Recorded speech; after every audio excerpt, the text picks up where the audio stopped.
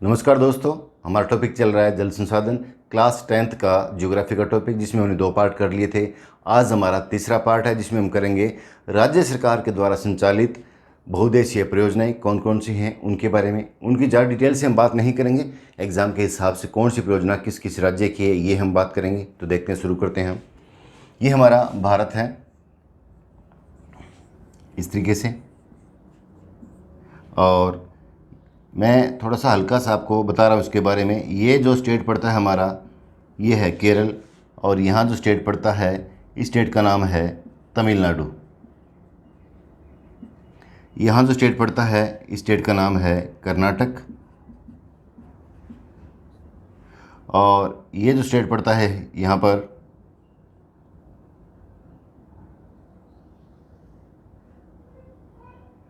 ये है तेलंगाना। इसके साथ वाला ये स्टेट है, ये है आंध्र प्रदेश। आंध्र प्रदेश। ऊपर जो स्टेट पड़ता है इसका नाम है उड़ीसा। उड़ीसा, और उड़ीसा के ऊपर पड़ता है ये है पश्चिमी बंगाल। पश्चिमी बंगाल। 2 स्टेट यहाँ पड़ते हैं, ये हमारा राजस्थान है, जिसके बारे में हमने कल चर्चा की थी। एक तो माहिबजाह सागर बांध और एक चंबल परियोजना। और राजस्थान के इस तरफ जो स्टेट पड़ता है यहाँ पर,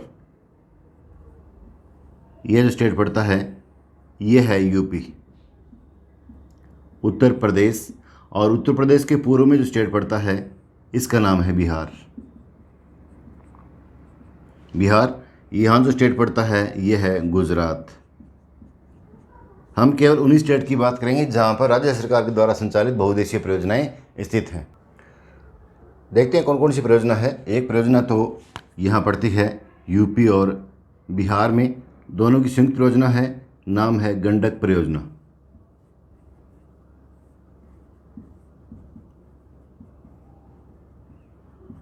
गंडक परियोजना।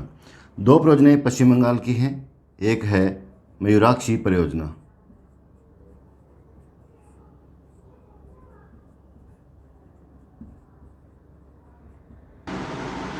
दूसरी परियोजना पश्चिम बंगाल में है, इसका नाम है फरका परियोजना।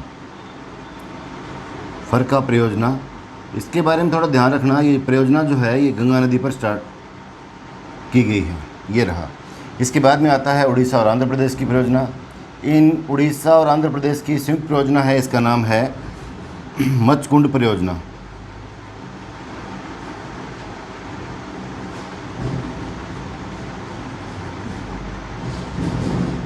मचकुंड परियोजना। अगर हम आंध्र प्रदेश की बात करें, अकेले आंध्र प्रदेश में यहाँ जो परियोजना है इसका नाम है नागार्जुन सागर परियोजना। नागार्जुन सागर परियोजना। एक परियोजना इस आंध्र प्रदेश और कर्नाटक की संयुक्त परियोजना है। ये जो पिछले एग्ज़ाम 2019 के बोर्ड के एग्ज़ाम में पूछी जा चुकी है, ये परियोजना, इसका नाम है तुंगभद्रा परियोजना। तुंगभद्रा परियोजना। प्रश्न ये था कि तुंगभद्रा परियोजना का संबंध किस किस राज्य से है, या किस किस राज्य की संयुक्त परियोजना है। तो एक तो रहा ये कर्नाटक और एक रहा ये आंध्र प्रदेश, ये इसका आंसर था। कर्नाटक के चिकमंगलूर में ये एक तुंगा नदी है, एक भद्रा नदी है। भद्रा नदी के ऊपर बांध बनाकर चलाई गई परियोजना का नाम था तुंगभद्रा परियोजना। तो 2 राज्यों की संयुक्त परियोजना है।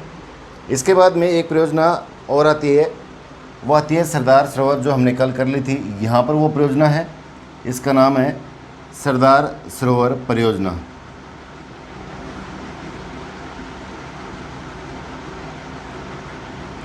इम्पोर्टेंट है, इसके बारे में प्रश्न आ सकता है कि किस किस राज्य की संयुक्त परियोजना है। ये आपकी किताब में दे रखा है, 3 राज्यों की संयुक्त परियोजना है इस तरीके से, राजस्थान, गुजरात और ये मध्य प्रदेश। इसके नीचे जो राज्य पड़ता है इसका नाम है महाराष्ट्र। महाराष्ट्र। ये नर्मदा नदी आती है, इस पर चलाई गई परियोजना का नाम था, ये है नदी, इसका नाम है नर्मदा। प्रश्न आ सकता है सरदार सरोवर परियोजना किस नदी पे, तो हम कह देंगे नर्मदा नदी पर चलाई गई परियोजना है। बड़ा लिखूं थोड़ा सा इसको। इस नदी का नाम है नर्मदा नदी।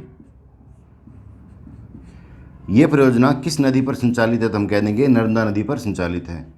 ये परियोजना इस नदी पे है और किस किस राज्य की संयुक्त परियोजना है? तो एक तो जिसका पानी है एमपी का पानी, एमपी की साझेदारी है। दूसरा, ये बांध कहाँ बना हुआ है? गुजरात में, गुजरात का हिस्सा है। तीसरा, यहाँ पर नर्मदा सिंचाई परियोजना जाती है राजस्थान में, इसका हिस्सा है। और चौथा नाम आता है महाराष्ट्र का। आपकी किताब में सिर्फ 3 राज्य दे रखे हैं, एमपी, दूसरा राजस्थान और तीसरा गुजरात, एक चौथा ये भी है। तो सरदार सरोवर जो परियोजना है इसमें 4 राज्यों का हिस्सा है। मैं नाम नोट कर रहा हूँ यहाँ पर। एक नाम आता है राजस्थान, और दूसरा आता है गुजरात, और तीसरा आता है मध्य प्रदेश, और चौथा आता है आपका महाराष्ट्र। राजस्थान को पानी जो मिलता है वो मिलता है 0.50 MAF, और इससे केवल 2 जिलों को पानी मिलता है। एक तो मिलता है जालौर को और एक मिलता है बाड़मेर को। 2 उद्देश्यों की पूर्ति होती है, एक तो मिलता है पेयजल के लिए, दूसरा मिलता है सिंचाई के लिए। ये मैंने कल करवा दिया था पिछली क्लास के अंदर। दूसरा, जो राजस्थान में परियोजना आती है सिंचाई जो होती है, केवल और केवल कौन सी पत्ती से सिंचाई होती है? तो हम कह देंगे स्प्रिंकलर सिस्टम या फुहारा पत्ती से सिंचाई इससे होती है। पत्ती से सिंचाई बड़ा इंपॉर्टेंट है, गौर से सुनना, पेपर में आ सकता है, करके आओगे आप। फुहारा पत्ती से सिंचाई होती है। राजस्थान में पहली बार पानी जो प्रवेश करवाया गया वो करवाया गया था 2008 के अंदर। पहली बार पानी इसका राजस्थान में प्रवेश करवाया गया था। इसे मारवाड़ की भागीरथी के नाम से भी जाना जाता है। ये जो परियोजना है राजस्थान में जाती है इसे कहा जाता है मारवाड़ की भागीरथी। तो सरदार सरोवर बांध 4 राज्यों का हिस्सा है, राजस्थान, गुजरात, एमपी और महाराष्ट्र का। उसके बाद तुंगभद्रा परियोजना में 2 राज्यों का हिस्सा है, कर्नाटक और आंध्र प्रदेश का। कर्नाटक में चिकमंगलूर के पास भद्रा नदी, जो भद्रा नदी है, ये दूसरी 2 नदियां हैं। एक का नाम है तुंगा नदी और एक का नाम है भद्रा नदी। 2 नदियां इकट्ठी होकर बाद में ये आपके आंध्र प्रदेश में जाकर बंगाल की खाड़ी में गिरती है। कर्नाटक में चिकमंगलूर के पास इस नदी पर बांध बनाकर चलाई गई परियोजना का नाम है तुंगभद्रा परियोजना। ये स्टेट लेवल की परियोजना है, राज्य सरकार के द्वारा संचालित परियोजना है। इसके अलावा आंध्र प्रदेश की एक परियोजना है जिसका नाम है नागार्जुन सागर बांध, कृष्णा नदी पर संचालित परियोजना है ये। और उसके बाद में मच्छकुंड परियोजना, ये मच्छकुंड भी नाम आता है, और ये 2 राज्यों की संयुक्त परियोजना है। एक तो है उड़ीसा और एक आंध्र प्रदेश की परियोजना। इसके अलावा 2 परियोजनाएं पश्चिम बंगाल के अंदर है। एक का नाम है मयूराक्षी परियोजना और दूसरी परियोजना का नाम है आपकी फरका परियोजना। जो फरका परियोजना है ये गंगा नदी पर है और बहुत ही इंपॉर्टेंट परियोजना है। इसके अलावा एक परियोजना यूपी और बिहार की संयुक्त परियोजना है जो नेपाल से आने वाली गंडक नदी पर संचालित परियोजना है। इसके अलावा आपकी किताब में दे रखा है, एक तो दे रखा है राजस्थान की माही बजाज सागर बांध के बारे में, जो हम पहले पढ़ चुके हैं। ये राज्य सरकार की परियोजना है माही बजाज सागर बांध। इसमें 2 राज्यों का हिस्सा है, मैंने आपको बता दिया था। एक तो आता है गुजरात का हिस्सा और एक आता है राजस्थान का हिस्सा। हिस्सा कितना है वो भी हमने बात कर ली थी। गुजरात का आता है 55, राजस्थान का आता है 45% हिस्सा। और दूसरी जो परियोजना है उसका नाम है चंबल परियोजना। यहाँ जो चंबल परियोजना है ये 2 राज्यों की परियोजना है। 2 राज्यों का मतलब एक तो आता है राजस्थान का नाम और दूसरा आता है इसके अंदर एमपी का नाम। एमपी और राजस्थान की परियोजना है। इन पे जो बांध थे उनकी भी हमने बात कर ली थी। पहला सबसे बड़ा बांध आता है उसका नाम है गांधी सागर बांध, और वो पड़ता है आपके मंदसौर जिले में। एमपी का सबसे पहला बांध और सबसे बड़ा बांध चंबल नदी का। दूसरा आता है राजस्थान के अंदर जो चित्तौड़गढ़ में है, रावत भाटा के पास राणा प्रताप सागर बांध, जो बहाव क्षमता की दृष्टि से राजस्थान का सबसे बड़ा बांध माना जाता है। उसके बाद में आता है जवाहर सागर बांध जो कोटा के अंदर है, कोटा और बूंदी की सीमा रेखा पे है और जो तीसरे चरण में बना हुआ बांध है। और चौथा आता है आपका कोटा बैराज, जहाँ से व्यवस्थित रूप से नदियाँ निकालकर सिंचाई और पेयजल की आपूर्ति करने के लिए जो बैराज बनाया गया है वो कोटा बैराज कोटा के अंदर स्थित है चंबल नदी पर। तो ये 4 बातें हैं, ये आती है आपकी चंबल परियोजना पर, और बाकी परियोजनाएं आपकी पूरी हो चुकी हैं। अब हम करेंगे राजस्थान में परंपरागत जल संरक्षण की जो विधियां हैं, पत्तियां हैं, उनकी हम बात करेंगे। उनमें हम बात करेंगे बावड़ियों की, झीलों की, तालाबों की, नाड़ी की, बेरी की और टांका जो है उनकी प्रमुख रूप से बात करेंगे। सबसे पहले हम बात करते हैं बावड़ी क्या होती है। तो बावड़ी के बारे में हम देखते हैं किसे कहा जाता है बावड़ी। बावड़ी चारों तरफ सीढ़ियाँ होती है इस तरीके से सीढ़ी होती है ऐसे, और बीच में बिल्कुल ये यहाँ पर आंगन होता है या स्थलीय भाग होता है। इसका आकार चतुष्कोणी भी हो सकता है, ऐसे भी हो सकता है। ये वर्तुल के आकार की भी हो सकती है, लिख देंगे चतुष्कोणीय।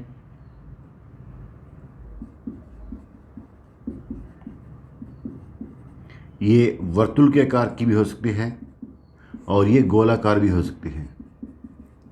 गोलाकार भी होती है, इसमें या तो पत्थर काम में लिए जाते हैं या पकाई हुई ईंटों के रूप में इनको चिना जाता है, तैयार किया जाता है।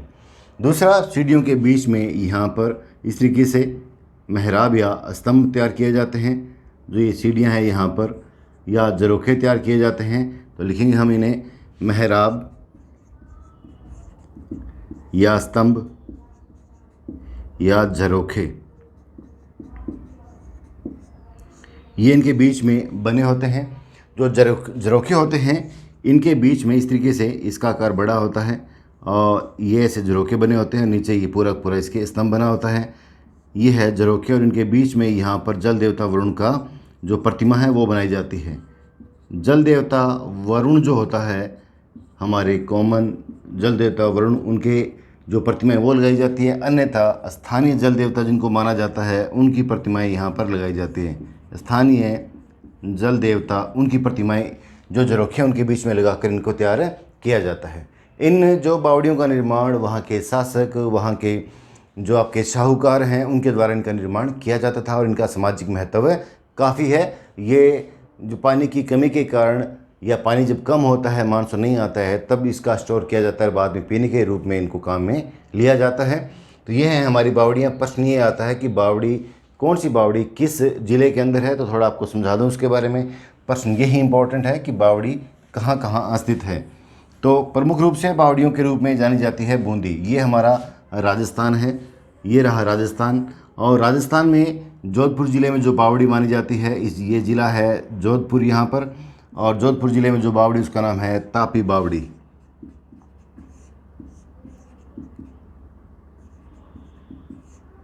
तापी बावड़ी है जोधपुर ज़िले में।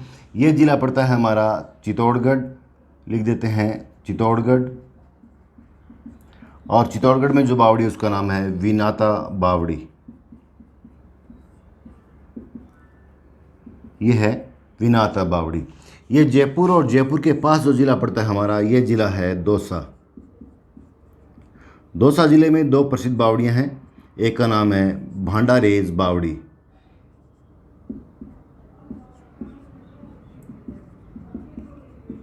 और सबसे महत्वपूर्ण जो बावड़ी आती है उसका नाम है चांद बावड़ी। बड़ा ही इंपॉर्टेंट है, प्रश्न आ सकता है चांद बावड़ी किस ज़िले में है और कहाँ पर, हम लिख देंगे दौसा के अभानेरी में चांद बावड़ी सबसे महत्वपूर्ण बावड़ी जो है वो मानी जाती है, ये चांद बावड़ी। इसके अलावा आता है कि जो सिटी ऑफ स्टेप वेल्स किसे कहा जाता है, तो हम लिख देंगे ये जो ज़िला पड़ता है हमारा, ये बूंदी है, बूंदी ज़िला। और बूंदी ज़िले में बावड़ियाँ ज़्यादा होने के कारण इसे कहा जाता है city of step wells, city of step wells के नाम से जाना जाता है। प्रश्न आता है सिटी ऑफ स्टेप वेल्स किसे कहा जाता है, 1 नंबर का क्वेश्चन बनता है ये। आप कह दोगे बूंदी को कहा जाता है। क्यों कहा जाता है? क्योंकि वहाँ पर बावड़ियों की जो संख्या है वो ज़्यादा है, इसलिए इसे कहा जाता है। इसके अलावा तापी बावड़ी के बारे में आपको बता दिया, जोधपुर में है। विनाता बावड़ी चित्तौड़गढ़ में है। और ये भांडारेज बावड़ी और चांद बावड़ी दोनों की दोनों कहाँ पर पड़ती है? ये दौसा में पड़ती है, दौसा में पड़ती है। और ज़्यादा जो बावड़ियाँ होने के कारण बूंदी को कहा जाता है सिटी ऑफ स्टेप वेल्स। तो ये बावड़ियों का मैटर हमारा पूरा होता है। अब हम बात करेंगे झीलों की। तो नेक्स्ट है हमारा टॉपिक, आपको ये बहुत अच्छी तरीके से याद करना है। एक नंबर का क्वेश्चन ये आ सकता है, कौन सी बावड़ी कहाँ पर है। अब हम बात करते हैं झीलों की। झीलें क्या होती हैं? देखो, नदियाँ जो आती हैं, बहता हुआ पानी जो आता है, उसके पानी को रोककर झीलों का निर्माण किया जाता है। ये है नदी और ये बन गई झील। बहते हुए पानी को रोककर पेयजल की और सिंचाई के लिए 2 उद्देश्यों की पूर्ति होती है इससे। एक तो होता है पेयजल और एक होता है सिंचाई। 2 उद्देश्यों की पूर्ति करने के लिए जो ये नदी के पानी को रोककर बनाएगी जो ये पत्ती है, इसे कहा जाता है झील। नदी के पानी को रोककर बनाई गई जो पत्ती है वो झील कहलाती है। इसका निर्माण या तो किसी शासक के द्वारा, शासक में राजा महाराजा, इसके अलावा रानी के द्वारा, या किसी बंजारे के द्वारा, या किसी साहूकार के द्वारा इनका निर्माण करवाया गया था। साहूकार के द्वारा इनका निर्माण करवाया जाता है। दो चीज़ों की पूर्ति होती है, बहुउद्देशीय परियोजना मानी जाती है, एक तो पेयजल और एक सिंचाई के रूप में इनका निर्माण किया जाता है। किसी नदी या नाले के पानी को रोककर इसका निर्माण किया जाता है। बात यह है कि कौन सी झील किस जिले के अंदर स्थित है, ये प्रश्न बनता है। ये भी है कि किस नदी के पानी को रोककर किस महाराजा ने इसका निर्माण करवाया। तो हम देखते हैं राजस्थान में कौन कौन सी झील प्रसिद्ध है जिनका निर्माण राजा शासकों द्वारा करवाया गया था। तो ये राजस्थान है हमारा। राजस्थान में नीचे जो जिला पड़ता है ये जिला है उदयपुर। और उदयपुर में प्रमुख रूप से 4 झीलें मानी जाती हैं। पहली झील का नाम है जयसमंद झील। दूसरी झील है, इसका नाम है पिछोला झील। तीसरी झील है, इसका नाम है आपका फतेह सागर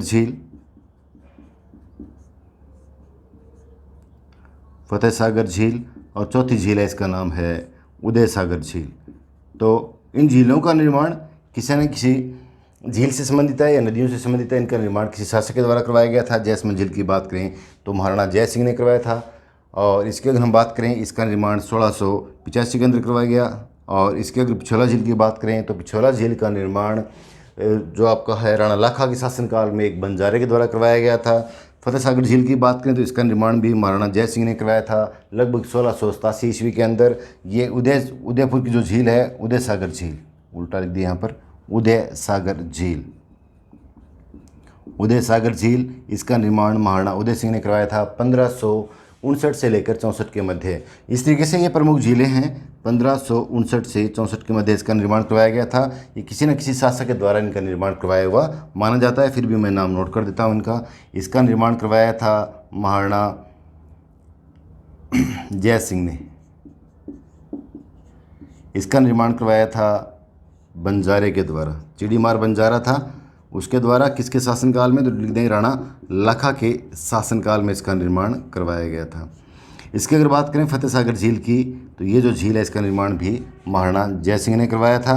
और इसका निर्माण करवाया था 1687 में। सन आपको याद नहीं करने हैं, वैसे रूटीन में मैंने आपको बता दिया। तो ये है 1685 और ये है 1687। इसी शासक के द्वारा इस झील का निर्माण करवाया गया था।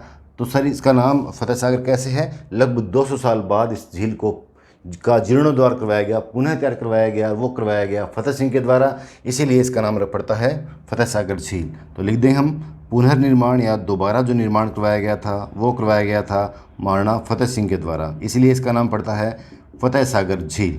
तो शुरू में इसका निर्माण जय सिंह के द्वारा, पुनः निर्माण करवाया गया इसका फतेह सिंह के द्वारा, इसलिए इसे कहा जाता है फतेह सागर झील।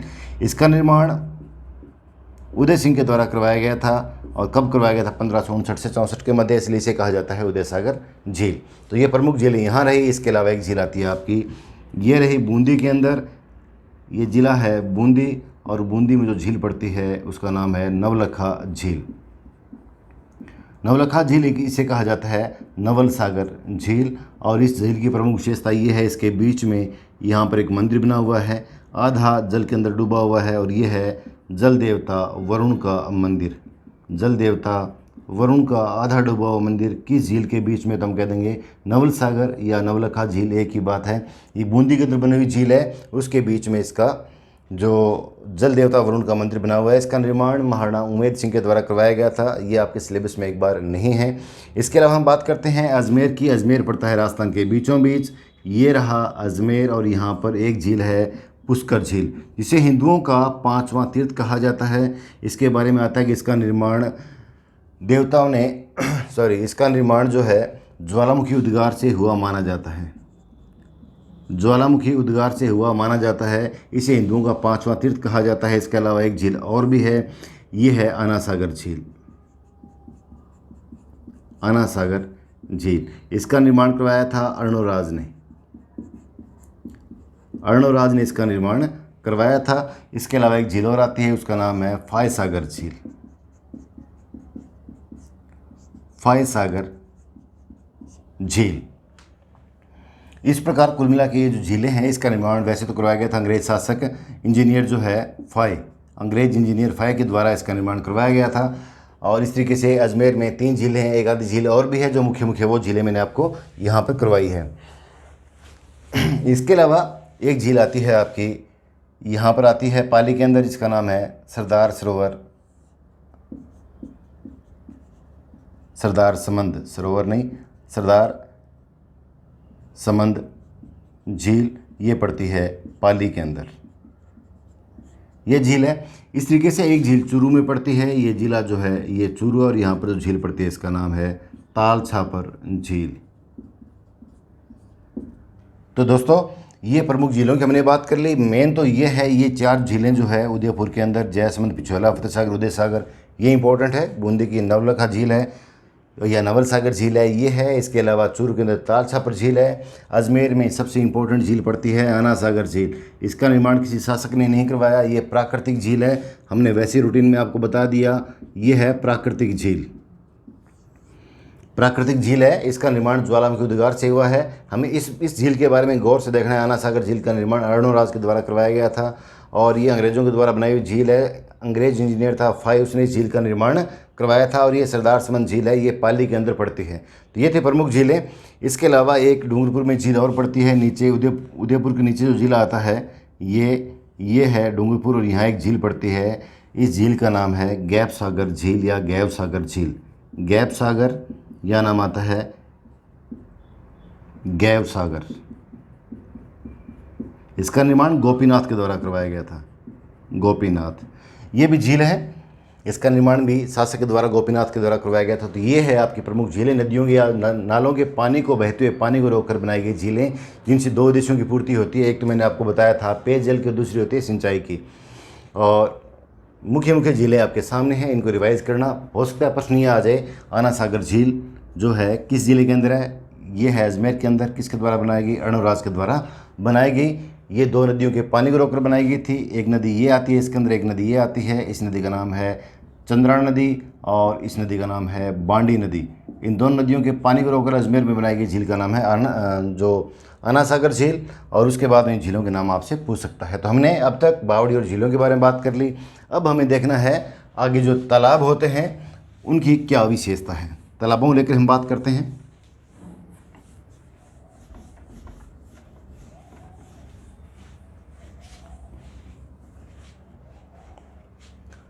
तालाब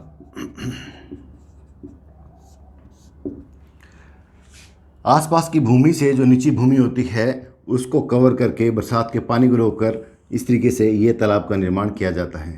तो बता दिया आपको, आसपास की भूमि से नीची भूमि जो होती है उसमें बरसात के पानी को, ये आ रही है बरसात, वर्षा के पानी को स्टोर करके संग्रहण करके किसका निर्माण किया जाता है?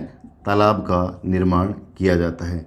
ये मानव के लिए और पशुओं के लिए या जंतुओं के लिए पेयजल की आपूर्ति करता है, पेयजल की आपूर्ति करता है। प्रश्न ये है कि तालाब का नाम आ जाए। सरेरी तालाब किस ज़िले में है? मेजा तालाब किस ज़िले में है? हेमावास तालाब किस ज़िले में है? गजरूप सागर तालाब किस ज़िले में है? गढ़सी सागर तालाब किस ज़िले में है? तो हमें ये भी देखना है। तो इसमें पहले आप ये देख लें कि तालाब क्या होता है। वर्षा के पानी को, और निम्न भूमि में, यह है निम्न भूमि। निम्न भूमि का मतलब आसपास की भूमि से जो नीची भूमि होती है वो निम्न भूमि कहलाती है। वहाँ पर वर्षा के जल को संग्रहित करके बड़ा तालाब होता है। इसमें 2 एक जैसे नाम होते हैं, एक तालाब और एक नाड़ी। हम आगे बात करेंगे नाड़ी की। नाड़ी, देखो ये जो नाड़ी है ये तालाब का रूप होता है, लेकिन ये छोटा होता है और मरुस्थल के बीच में होता है, जबकि तालाब किसी गांव में निम्न भूमि के रूप में उसको तैयार किया जाता है। दोनों में ही वर्षा का पानी स्टोर किया जाता है, ऊपर से ये ओपन होता है। अब हमें देखना है कि तालाब कौन कौन सा कहाँ कहाँ है, उसके बारे में हमें यहाँ पढ़ना है। तो राजस्थान के मैप में देखते हैं प्रमुख तालाब कौन कौन से हैं। तो ये रहा हमारा राजस्थान। राजस्थान में तालाब के रूप में सबसे अधिक जो प्रसिद्ध ज़िला माना जाता है वो है भीलवाड़ा। ये ज़िला है भीलवाड़ा, और भीलवाड़ा में 2 प्रमुख तालाब हैं। एक तालाब ये रहा और एक तालाब ये रहा। इसे कहा जाता है सरेरी तालाब। और दूसरा जो पड़ता है इसका नाम है मेजा तालाब। मेजा बांध भी कहा जाता है, जिसके बारे में हमने पढ़ा था। ये किस नदी पे पड़ता है? तो ये कोठारी नदी पर पड़ता है। कोठारी नदी के पानी को रोककर इसका निर्माण किया गया है, ये मेजा तालाब। इसके अलावा एक पाली में तालाब आता है, यहाँ पर जिला पड़ता है, इस ज़िले का नाम है पाली। और पाली में जो तालाब पड़ता है उसका नाम है हेमावास तालाब। हेमावास तालाब। इसके अलावा 2 तालाब हमारे जैसलमेर में पड़ते हैं। ये ज़िला रहा हमारा जैसलमेर, और जैसलमेर में 2 तालाब हैं, उनकी हम बात करते हैं। एक तालाब का नाम है गढ़सी सागर, गढ़सी सागर तालाब, और दूसरा नाम है गजरूप सागर, गजरूप सागर। तो ये भी गै से शुरू होता है, गै से शुरू होता है। दोनों ही तालाब हैं, और दोनों ही तालाब किस ज़िले में पड़ते हैं, तो हम कह देंगे जैसलमेर में पड़ते हैं। तो ये रहे प्रमुख आपके तालाब। 2 तो आगे भीलवाड़ा में, एक आ गया पाली में, 2 आते हैं हमारे जैसलमेर में, एक आधा और भी हो सकता है। देखो भीलवाड़ा जो है, यहाँ पर सिंचाई सर्वाधिक किस से होती है? तालाबों से होती है। सिंचाई सर्वाधिक किस से होती है? तालाबों से होती है। सिंपल प्रश्न है, अगर आप जब पेपर में मेंशन करो इस तरीके से, तो उसमें लिख सकते हो कि सर्वाधिक सिंचाई जो है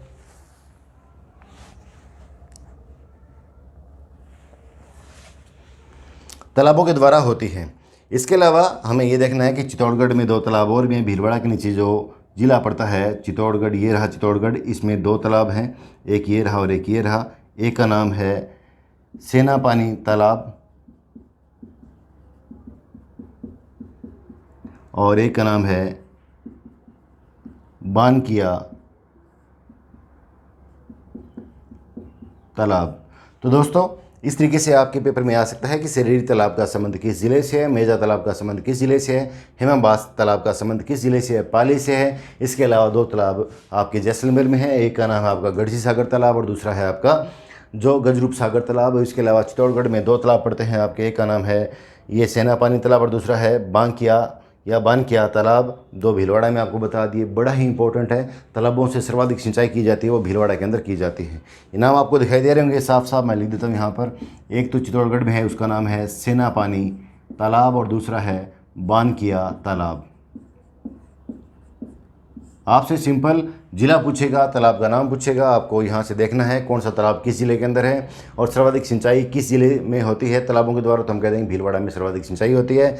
मेरे हिसाब से ये सबसे ज़्यादा इंपॉर्टेंट है, इस पर पूरा गौर करना, इसे देखना गौर से, और ये पेपर में आ सकता है। पालीवाड़ा हेमाबास तालाब किस ज़िले के अंदर, तो आप कर सकते हो पाली के अंदर बना हुआ है। नेक्स्ट है हमारा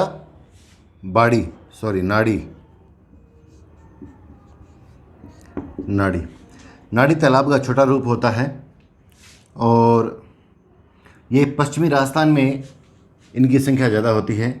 इस प्रदेश में नाड़ी जो जल संग्रहण का एक तरीके से पद्धति है वो ज़्यादा होती है। नाड़ी में क्या होता है कि जो मरुस्थलीय प्रदेश है, चारों तरफ इसमें मरुस्थलीय प्रदेश या टिब्बे होते हैं, बीच में निम्न भूमि जो होती है, ये जो प्रदेश होता है सारा का सारा, ये इस तालाब से थोड़ा छोटा होता है, ये कहलाती है नाड़ी। तो हम लिखेंगे पश्चिमी राजस्थान में रेतीले या मरुस्थल के बीच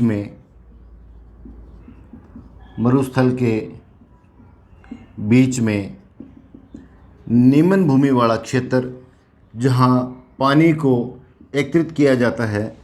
किस पानी को? वर्षा वाले पानी को एकत्रित किया जाता है, और इसकी गहराई जो डेप्थ जो है लगभग 4 या 5 मीटर होती है।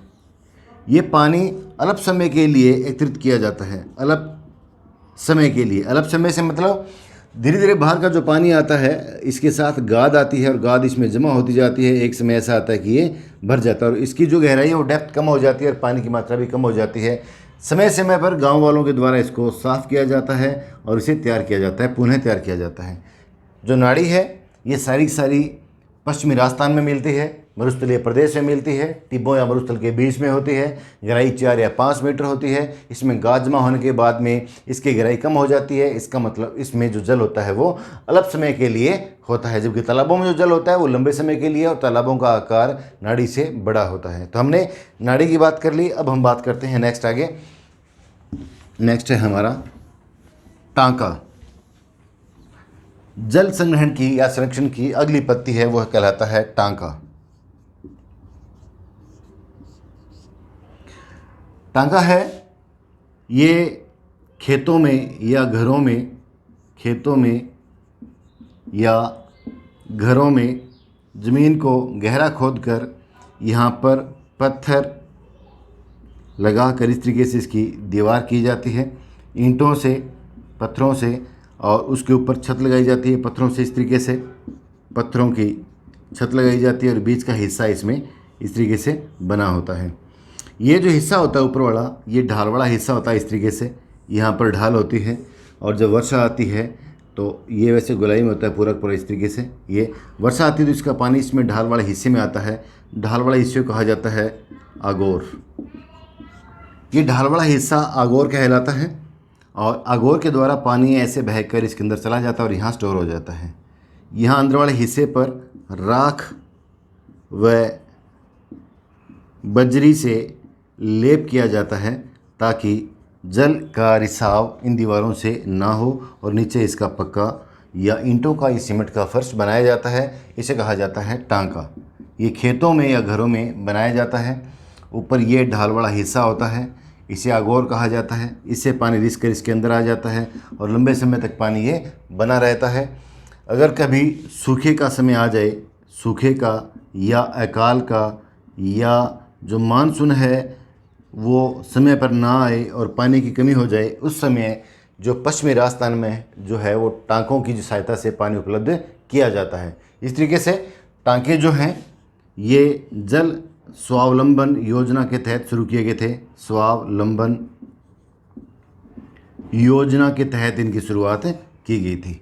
खेतों में, घरों में जो बनाए जाते हैं टांके, पश्चिमी राजस्थान में ये प्रसिद्ध हैं। तो ये टांके हमारे, ये टॉपिक पूरा हुआ। नेक्स्ट हम बात करते हैं, नेक्स्ट आता है जोहड़। जोहड़ जोहड़ जो है वो ये चूरू, ये झुंझुनू और ये सीकर, इन 3 जिलों में राजस्थान के, जिसे कहा जाता है शेखावाटी। चूरू, झुंझुनू, सीकर लिख देता हूँ मैं यहाँ पर। चूरू, झुंझुनू और सीकर प्रदेश को शेखावाटी कहते हैं। शेखावाटी में ज़्यादातर जोहड़ प्रसिद्ध है। इसके अलावा यहाँ जो हमारे 7 राज्य लगता है, ये लगता है हरियाणा। हरियाणा में भी जोहड़ ज़्यादा होते हैं। जोहड़ जो है टांके का ही रूप होता है। टांके की तरह से ऊपर से बंद नहीं होता, ओपन होता है और शेखावाटी क्षेत्र में प्रसिद्ध है। तो जोहड़ में हम लिखेंगे शेखावाटी क्षेत्र में होता है, ऊपर से खुला होता है, ऊपर से खुला होता है। पेयजल के लिए इसका निर्माण किया जाता है। तो ये रहा हमारा जोहड़। और उसके बाद में हम बात करते हैं बेरी की। बेरी एक तरीके से कुआं होता है जहाँ जल का भंडार होता है। उसके पास की भूमि में उसको थोड़ा सा 5-7 फुट गहरा खोद कर चारों तरफ पत्थर लगा दिए जाते हैं और उस पास वाले जोहड़ तालाब या हम कह दें टांके का पानी धीरे धीरे ज़मीन के द्वारा रिस के उसके अंदर आता रहता है और उसको फिर पीने के लिए काम में लिया जाता है। तो जो बेरी होता है ये पश्चिमी राजस्थान की प्रसिद्ध है बेरियाँ। जैसलमेर और बाड़मेर के अंदर, जैसलमेर और बाड़मेर में इनकी संख्या ज़्यादा होती है और इसमें धीरे धीरे रिस के पानी आता रहता है।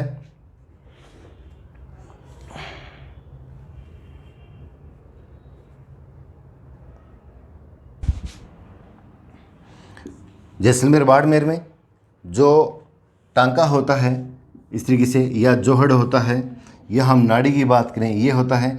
इसके पास की भूमि में यहाँ पर भूमि को ऐसे खोद कर इस तरीके से इसकी चारों तरफ पत्थर लगा दिए जाते हैं और इस तरीके का यहाँ का जो भूमि में नमी बनी होती है पानी की, इसकी या इस आपके तालाब की या नाड़ी की, वो पानी रिस के इसके अंदर आता रहता है और पीने के लिए इस पानी को बाहर खींच के निकाल लिया जाता है। ये कहलाती है बेरी।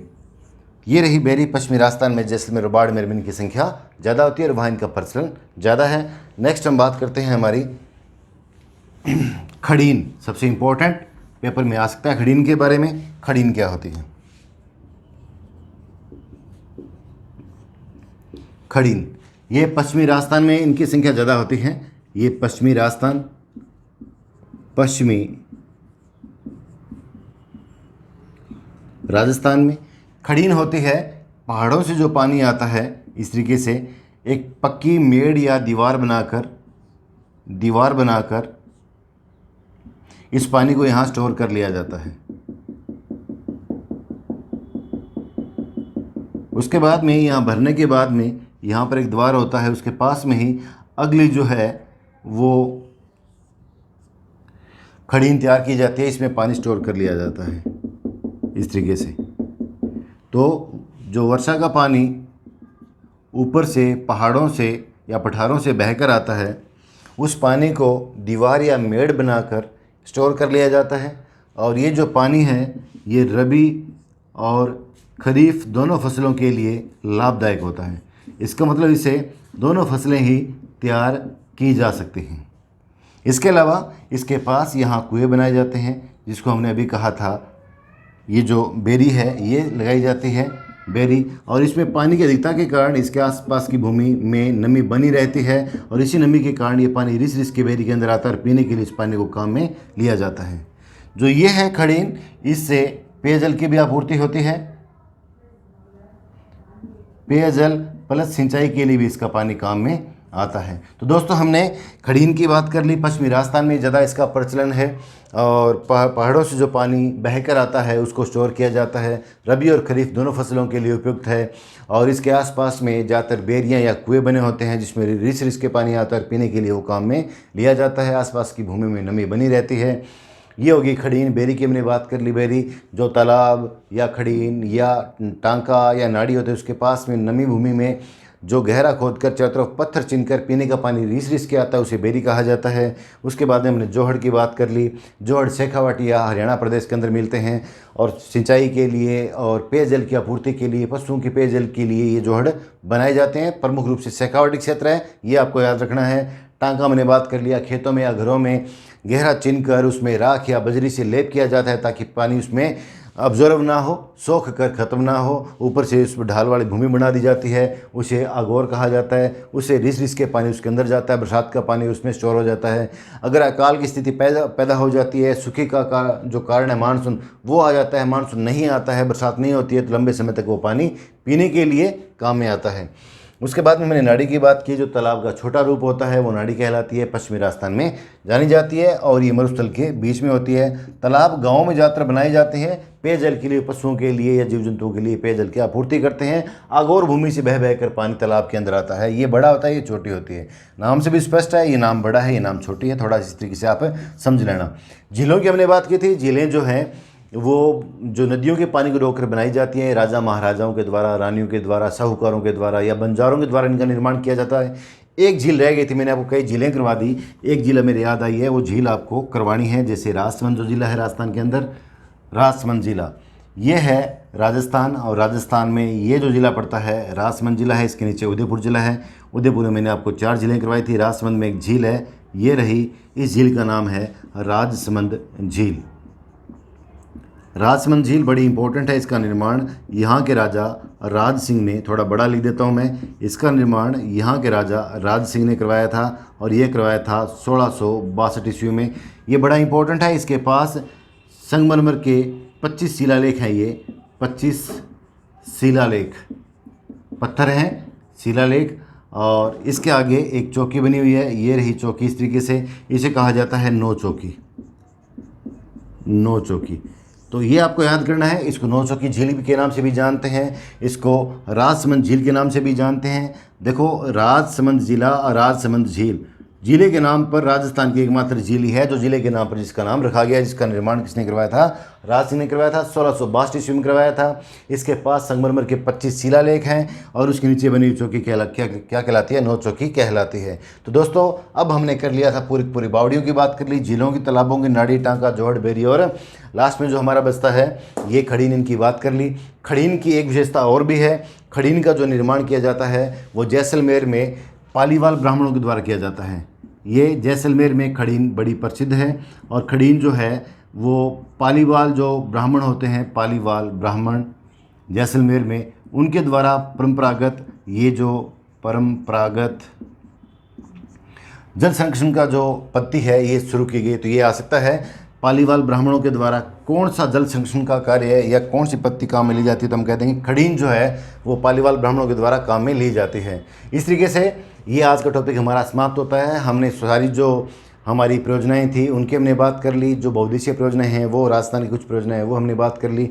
तो एग्ज़ाम की दृष्टि से ये हमने टॉपिक कोशिश की जल्दी पूरा करने की, कुछ एक बातें रह भी गई होंगी, लेकिन पेपर में जो प्रश्न आपके आ चुके हैं उनको मैंने सभी को यहाँ आपको करवा दिया है।